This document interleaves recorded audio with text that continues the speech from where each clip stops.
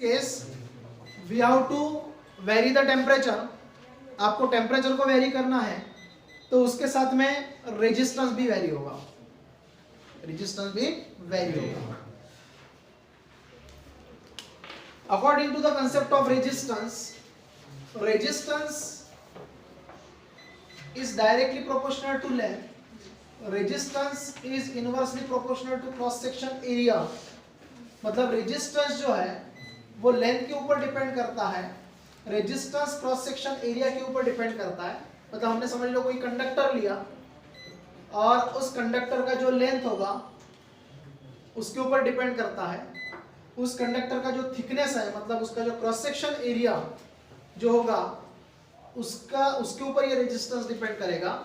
साथ साथ में रेजिस्टेंस टेम्परेचर के ऊपर भी डिपेंड करता है, रेजिस्टेंस टेम्परेचर के ऊपर भी डिपेंड करता है। आप लोग देखो मैंने यहाँ पर R is directly proportional to L लिखा और R is inversely proportional to L लिखा।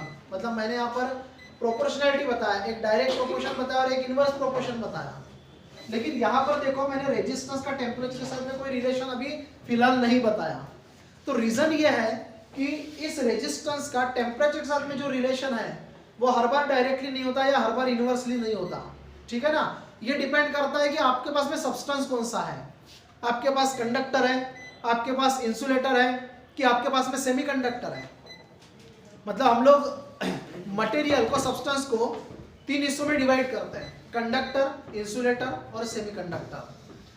तो कंडक्टर है, इंसुलेटर है कि सेमीकंडक्टर है, इसके ऊपर डिपेंड करेगा कि ये जो रेजिस्टेंस है इस रेजिस्टेंस का टेम्परेचर के साथ में कौन सा रिलेशन होगा। तो फिलहाल हम लोग यहाँ पर रिलेशन नहीं बताएंगे, डायरेक्ट रिलेशन है कि इनवर्स है ये नहीं बताएंगे। हम यहाँ पर रेजिस्टेंस का टेम्परेचर के साथ में जो वेरिएशन बताएंगे वहां एक कोफिशिएंट फाइंड आउट करेंगे। This coefficient is denoted by alpha, इसको हम लोग अल्फा से डिनोट करेंगे and this is called as, this alpha is called as temperature coefficient of resistance. इसको कहा जाता है टेम्परेचर कोफिशिएंट ऑफ रेजिस्टेंस। अगर ये पॉजिटिव है तो इसको पीटीसी लिखा जाएगा, ठीक है। अगर ये नेगेटिव है तो फिर इसको एनटीसी लिखा जाएगा। Positive temperature coefficient of resistance तो है ही and negative temperature coefficient. So here we have to find the formula for alpha. उसके बाद में हम लोग डिसाइड कर पाएंगे कि वहां पर वो पीटीसी होगा कि एनटीसी होगा। So let us consider a substance. अब मैं ये नहीं बोलूंगा कि ये कंडक्टर है कि इंसुलेटर है, वो बाद में हम लोग डिस्कस करेंगे। हमारे पास में एक सब्सटेंस है और उस सब्सटेंस का इनिशियल टेम्परेचर और इनिशियल रेजिस्टेंस समझ लो। इनिशियल रेजिस्टेंस R1 है, ठीक है, क्योंकि हर सब्सटेंस का रेजिस्टेंस होता है। किसी भी सब्सटेंस में से अगर करंट पास करोगे तो ऑब्वियसली वो जो चार्ज होगा, वो जो करंट होगा, उस करंट को अपोज किया जाएगा, उस चार्ज को अपोज किया जाएगा। चाहे आप कॉपर लो, एल्यूमिनियम लो, आयरन लो, प्लास्टिक लो या फिर वुड ले लो, कोई भी मटेरियल हो, उसमें से जब करंट पास होगा, चार्ज पास होगा तो उस चार्ज को अपोज किया जाएगा, उस करंट को अपोज किया जाएगा। इसका मतलब दुनिया में कोई भी सब्सटेंस हो, दुनिया का कोई भी सब्सटेंस हो, उसका खुद का रेजिस्टेंस होता है। तो समझ लो उसका रेजिस्टेंस R1 है एट θ1 डिग्री सेल्सियस। यहां पर मैं टेम्परेचर को थीटा से डिनोट कर देता हूं, तो ये हो गया θ1 degree Celsius. This is the initial temperature of the substance and this is the initial resistance of the substance. Then after we have to increase the temperature, temperature को इंक्रीज करना है।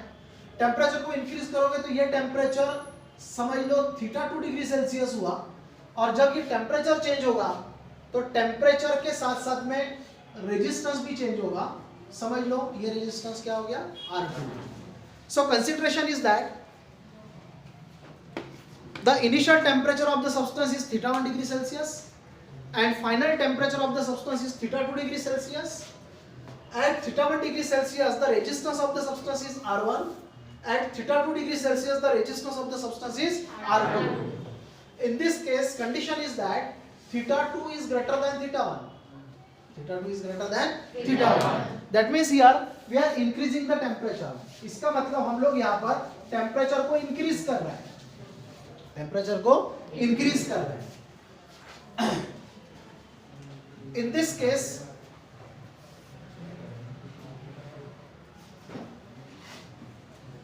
change in resistance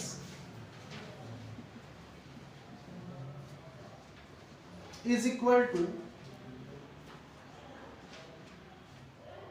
R2 minus R1। Generally हम लोग formula लिखते हैं final minus initial, तो final resistance R2 है और इनिशियल रेजिस्टेंस क्या है R1 है, तो R2 minus R1 this is called as the change in resistance.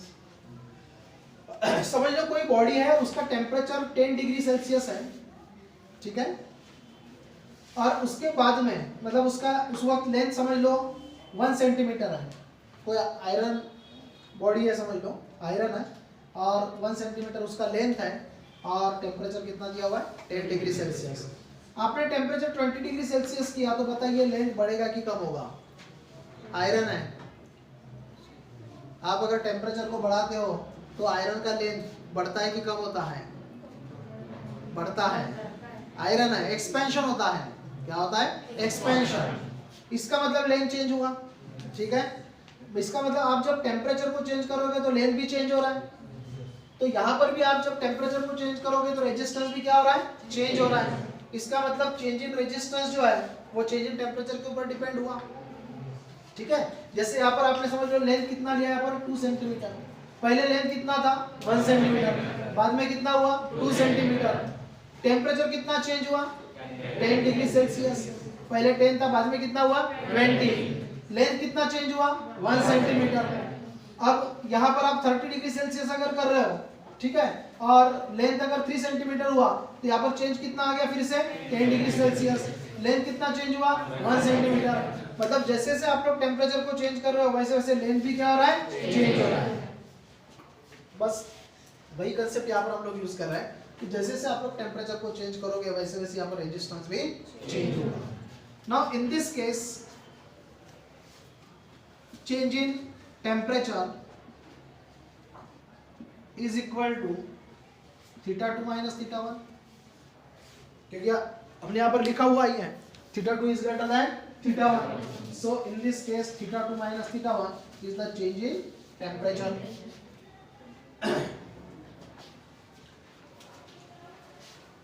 जैसे हमारे पास एक कंडक्टर है, कंडक्टर ना बोलती हूँ मैं, यहाँ पर लेड का एग्जांपल ले रहा हूँ इसलिए आयरन रॉड है और उसके बाद में ये एक आयरन रॉड है, दोनों को टेम्परेचर प्रोवाइड कर रहे हैं। तो जब आप इस केस में टेम्परेचर प्रोवाइड करते हो तो सबसे ज्यादा लेंथ जो है वो सेकंड का चेंज होता है।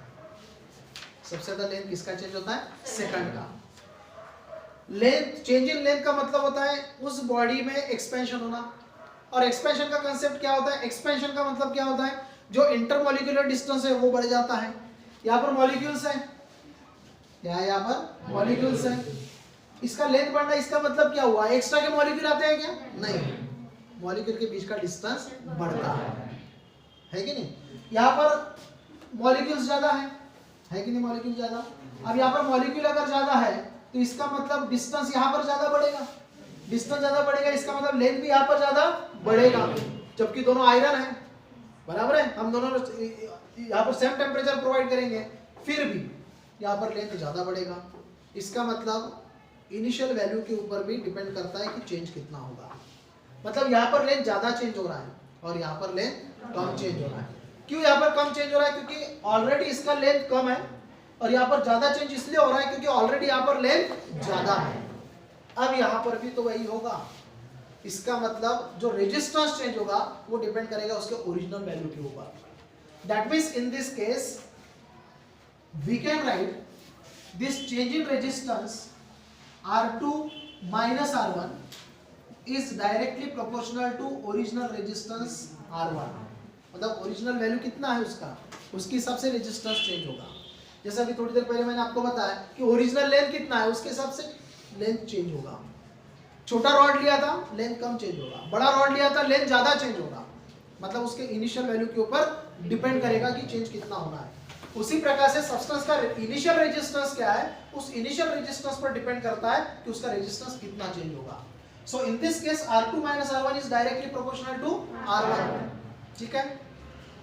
साथ साथ में रेजिस्टेंस कितना चेंज होगा, तो जितना ज्यादा टेम्परेचर चेंज होगा, ठीक है। आप जितना ज्यादा टेम्परेचर बढ़ाओगे उतना ज्यादा रेजिस्टेंस भी चेंज होगा। बढ़ेगा ऐसा नहीं बोल रहा हूं मैं, यहां पर मैं बोल रहा हूं कि टेम्परेचर बढ़ रहा है, टेम्परेचर इंक्रीज हो रहा है, लेकिन मैं यहां पर रेजिस्टेंस इंक्रीज हो रहा है ऐसा नहीं बोल रहा हूं। मैं ये बोल रहा हूं कि रेजिस्टेंस चेंज हो रहा है। चेंज दो टाइप के हो सकते हैं, रेजिस्टेंस कम भी हो सकता है, रेजिस्टेंस ज्यादा भी हो सकता है, ये चेंजेस है। तो इसीलिए यहां पे R2 minus R1 is directly proportional to, मैं θ2 माइनस θ1 ले रहा हूं, ठीक है, ये क्लियर है। Change in resistance is directly proportional to original resistance and change in resistance is directly proportional to change in temperature. जब इसको कंबाइन करोगे तो कंबाइन करने पर आपको मिलेगा R2 minus R1 is directly proportional to, R1 है यहाँ पे और मल्टीप्लाई हो रहा है θ2 minus θ1। In this case, let us consider this θ2 minus θ1 is delta theta. Delta मतलब यहां पर चेंज होगा। यह प्रोपोर्शनैलिटी साइन है, this is the sign of proportionality. Sign of proportionality अगर हटाओगे, इक्वेशन को सॉल्व करोगे तो R2 minus R1 is equal to, एक कांस्टेंट लेना पड़ेगा and this constant is denoted by alpha. Alpha और प्रोपोर्शनैलिटी साइन एक जैसा ही दिखता है, तो थोड़ा सा मैंने इसको ऐसा कर्व बना दिया, तो ये प्रोपोर्शनैलिटी साइन हो गया और ये कौन सा साइन हो गया, alpha. And this is multiply with R1 and this is multiply delta theta, where this alpha is called as, alpha is constant of proportionality and this constant of proportionality is called as temperature coefficient, कोई नहीं बोलना, coefficient of resistance, temperature coefficient of resistance. Alpha is equal to R2 minus R1 into delta theta को shift कर देंगे इधर, तो R2 minus R1 divided by R1 into delta theta, and this is the formula for temperature coefficient of resistance, ठीक है। Now before finding PTC and NTC, let us find out unit. Resistance का unit होता है ओम, denominator में resistance है तो ओम cancel, बचा कौन यहाँ पर, टेम्परेचर, तो टेम्परेचर का होगा यहाँ पर डिग्री सेल्सियस। सो लेकिन ये डिनोमिनेटर में है और डिनोमिनेटर में होने के कारण इसका यूनिट हो गया पर डिग्री सेल्सियस। क्या हो गया ये, पर degree Celsius. What are the dimensions, temperature है तो टेम्परेचर के लिए यूज किया जाता है के, केल्विन, और यहाँ पर क्या आएगा -1। These are the dimensions for temperature coefficient of resistance. Clear है इतना। अब फार्मूला देखो आपके पास में alpha is equal to R2 minus R1 divide by R1 times delta theta, ऐसा है, ठीक है। इस फार्मूला को अच्छे से देख लो। अब हम यहाँ पर कंडक्टर और इंसुलेटर की बात करेंगे। किसकी बात करेंगे, कंडक्टर और इंसुलेटर। अब इनिशियल रेजिस्टेंस R1 है और फाइनल रेजिस्टेंस क्या है, R2। फाइनल रेजिस्टेंस R2 मतलब R2 कब, जब हमने टेम्परेचर बढ़ा दिया है, R2 तब जब हमने टेम्परेचर बढ़ा दिया, R1 तब जब हमने टेम्परेचर बढ़ाया नहीं, मतलब इनिशियल टेम्परेचर पर है, मतलब वो इनिशियल कंडीशन में है। एक कंडक्टर और दूसरा इंसुलेटर है, कंडक्टर और दूसरा इंसुलेटर। ठीक है,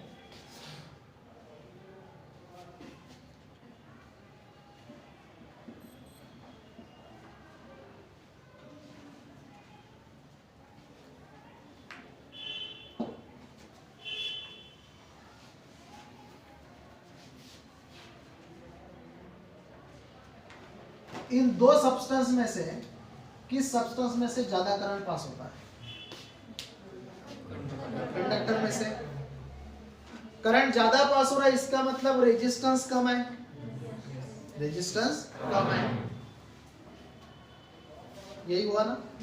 इसका मतलब इनिशियल रेजिस्टेंस R1 है तो R1 का वैल्यू कम है, यही हुआ। टेम्परेचर बढ़ाने से चार्जेस फ्री हो जाते हैं, चार्जेस क्या होते हैं? फ्री हो जाते हैं। इसका नंबर ऑफ चार्जेस बढ़ेंगे, नंबर ऑफ चार्जेस बढ़ेंगे तो करंट बढ़ना चाहिए, लेकिन ऐसा नहीं होता।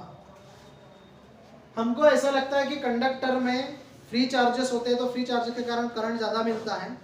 टेम्परेचर देने से जो बचे हुए जो बॉन्ड्स थे वो ब्रेकअप होंगे, चार्जेस और ज़्यादा फ्री हो जाएंगे, मतलब नंबर ऑफ फ्री चार्जेस बढ़ेंगे और हम ज़्यादा करंट मिलेगा, इसका मतलब रेजिस्टेंस और कम होगा।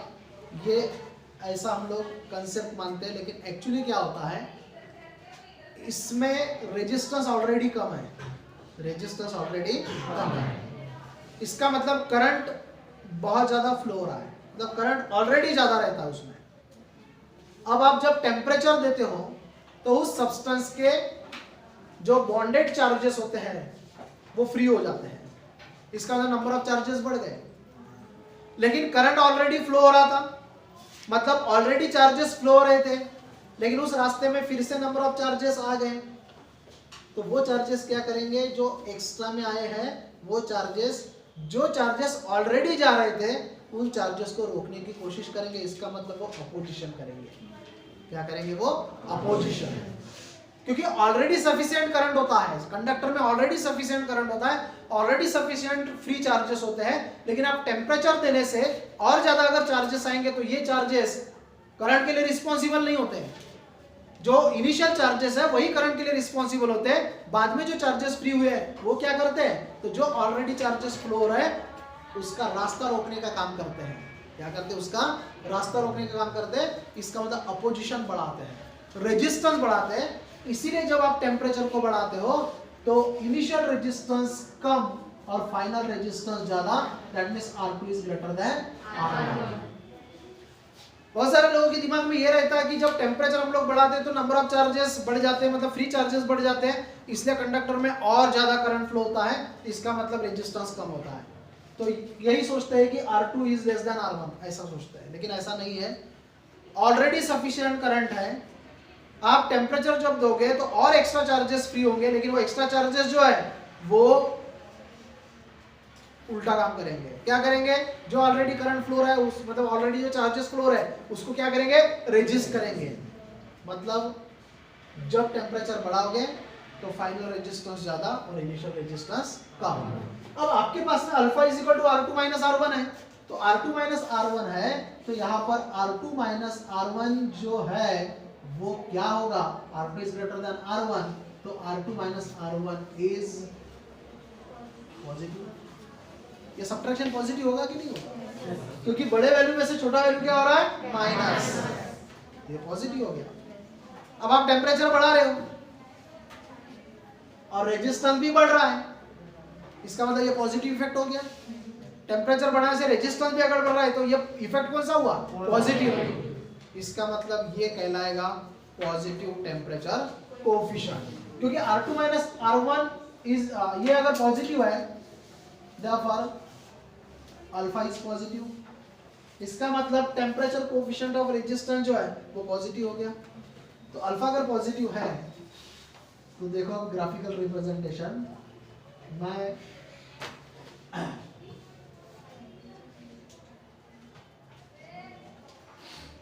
यहाँ रेजिस्टेंस लेता हूँ और यहाँ पर लेता हूँ टेम्परेचर। आप टेम्परेचर को बढ़ाने वाले हो, रेजिस्टेंस इधर बढ़ रहा है, समझ लो। रेजिस्टेंस y एक्सिस पर बढ़ रहा है और टेम्परेचर x एक्सिस पर बढ़ रहा है। आप जैसे जैसे टेम्परेचर बढ़ाओगे तो फाइनल रेजिस्टेंस बढ़ रहा है, फाइनली क्या बढ़ रहा है, रेजिस्टेंस बढ़ रहा है। और रेजिस्टेंस किधर बढ़ता है, वाई एक्सिस की तरफ। टेम्परेचर किधर बढ़ता है, एक्स एक्सिस की तरफ। तो ग्राफ ऐसा रहेगा, टेम्परेचर भी बढ़ता हुआ दिख रहा है और ये ऊपर जा रहा है, इसका मतलब कौन बढ़ रहा है, रेजिस्टेंस भी बढ़ रहा है। इसका मतलब पहले रेजिस्टेंस कम था, अब रेजिस्टेंस बढ़ रहा है। And this is called as PTC, positive temperature coefficient. Insulator में क्या होता है, इंसुलेटर में ऑलरेडी करंट कम रहता है, इनिशियली करंट कम, इसका मतलब रेजिस्टेंस ज्यादा है। इसका मतलब R1 is greater then R2। अगर आप टेम्परेचर दोगे तो चार्जेस फ्री हो जाएंगे, करंट सफिशिएंट नहीं था, इसलिए जो फ्री चार्जेस है वो भी करंट के लिए रिस्पॉन्सिबल रहेंगे, मतलब करंट बढ़ेगा। करंट बढ़ेगा इसका मतलब फाइनल रेजिस्टेंस कम हो गया ना, फाइनल रेजिस्टेंस कम हो गया, इसका मतलब कौन कम हुआ, R2। So here R2 is less than R1, मैंने इसलिए लिखा क्योंकि यहाँ पर R2 माइनस R1 लिखा है इसलिए। तुम बोलोगे R1 is greater then R2 था तो ऐसा क्यों लिखा, तो ये सब्ट्रैक्शन के कारण। तो R2 is less than R1 है, तो R2 माइनस R1 ये क्या होगा, negative, therefore alpha is negative. इसका अब टेम्परेचर तो बढ़ा ही रहे ना हम लोग, टेम्परेचर बढ़ा रहे लेकिन अल्फा का वैल्यू क्या आ रहा है, नेगेटिव। मतलब यहाँ पर रिलेशन इनवर्स आ रहा है, यहाँ पर रिलेशन कैसा आ रहा था, डायरेक्ट। टेम्परेचर बढ़ा और रेजिस्टेंस भी बढ़ रहा है, या टेम्परेचर बढ़ा तो रेजिस्टेंस कम हो रहा है। Now again theta is on the X axis and resistance is on the Y axis. Initially resistance ज्यादा था और है, इनिशियल रेजिस्टेंस ज्यादा है, फाइनल रेजिस्टेंस क्या हो रहा है, कम हो रहा है। रेजिस्टेंस ज्यादा है इसका मतलब ग्राफ ऊपर से चालू होगा, टेम्परेचर बढ़ रहा है मतलब एक्स एक्सिस, रेजिस्टेंस कम हो रहा है इसका मतलब आप वाई एक्सिस से नीचे आओगे, तो आपको टेम्परेचर बढ़ रहा है, ग्राफ एक्स एक्सिस की तरफ बढ़ रहा है, और पहले रेजिस्टेंस ज्यादा था, अब ग्राफ नीचे आ रहा है, इसका मतलब रेजिस्टेंस कम हो रहा है। And this is called as the NTC. So this is positive temperature coefficient of resistance and this is negative temperature coefficient of resistance. Any doubt?